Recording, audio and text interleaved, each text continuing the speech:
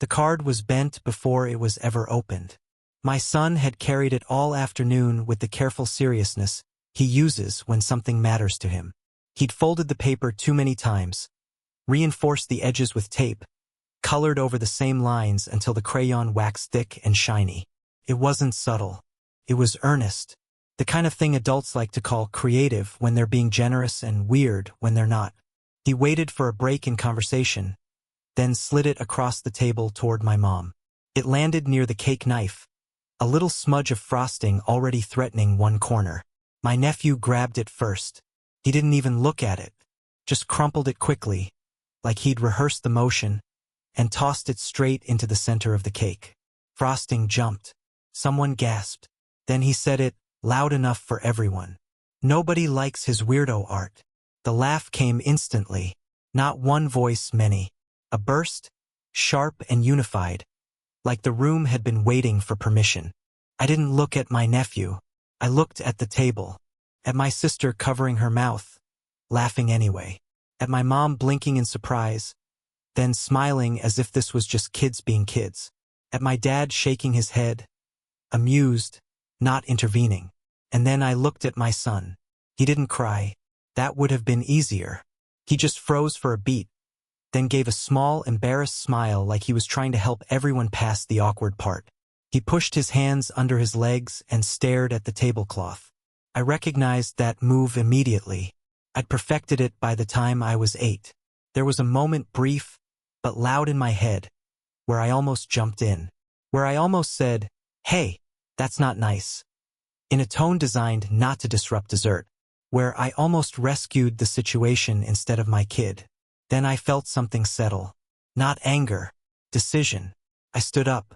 I didn't raise my voice. I didn't explain. I took my son's hand. He looked up at me, confused, like he thought he'd misread the rules of the room. "We're heading out," I said, to no one in particular.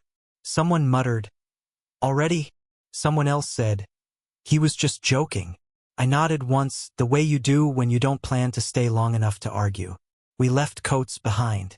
I didn't go back for the card. I didn't look at the cake. In the car, my son was quiet. He pressed his forehead against the window and watched houses slide past. I waited, resisting the urge to over-explain, to frame the moment for him before he had time to feel it himself. After a few blocks, he asked, "Was it bad?" "Yes," I said. "Did I mess up?" "No," I said again, firmer this time. He nodded slowly. I could tell he didn't fully believe me yet. Belief takes repetition. That night, after he was asleep, my phone buzzed. "Maybe skip Christmas. You're bringing the mood down." Dad, I read it twice. Not because it was unclear, but because it was precise. The problem wasn't what happened at the table. The problem was the discomfort my reaction created. I stared at the screen, thinking about the automatic payment I'd set up years ago when my parents were refinancing. How it had become background noise. Something I handled because I could, because it was easier than watching them stress, because family helped family. I typed back, "I also skip your mortgage. Permanently." I didn't add anything else. No explanation. No justification. I put the phone down and went to bed. By morning, it had exploded. Calls from my mom, from my dad, from my sister. Missed calls stacking so fast they blurred together. Voicemails full of urgency, then panic. I didn't listen to most of them. I made breakfast. I packed a lunch. I walked my son to school. He ran ahead of me at the gate, backpack bouncing, and for the first time since yesterday, his shoulders looked loose. When I checked my phone at work, there were 48 missed calls.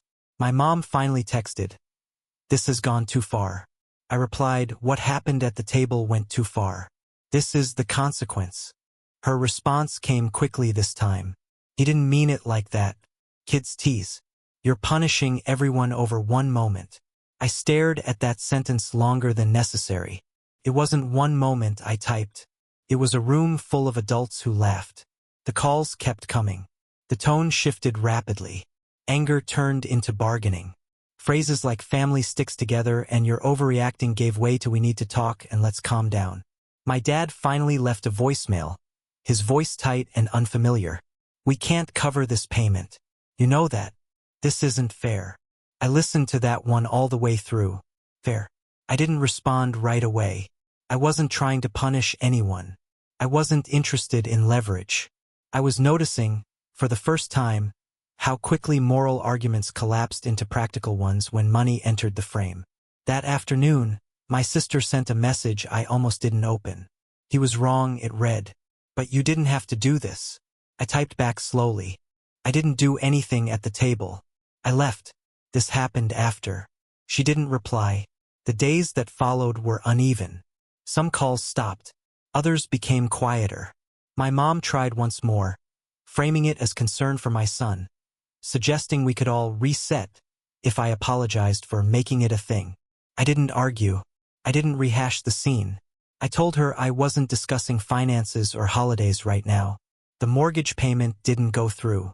I felt strange about that, not guilty exactly, but aware. Like I'd stepped off a familiar path and was still adjusting to the ground beneath my feet. A week later, my son brought home another drawing.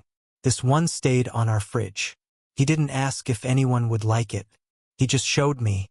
That night, as I tucked him in, he said casually, "I don't think they like my drawings." I sat on the edge of the bed. "Some people don't know how to treat things that are different," I said. "That doesn't mean you stop making them." He thought about that. Then he said, "I like them." "That's enough," I said. "I don't know what will happen next Christmas. Or the one after that." There was no apology that fixed everything. No meeting where everyone suddenly understood why laughter can cut deeper than insults. What I do know is this: loyalty stopped meaning endurance for me. It stopped meaning staying quiet so others could stay comfortable. It means this now: when someone humiliates my kid, they don't get access to my presence, my money, or my silence. The phone still rings sometimes. I don't always answer. And for the first time, that feels like protection, not loss.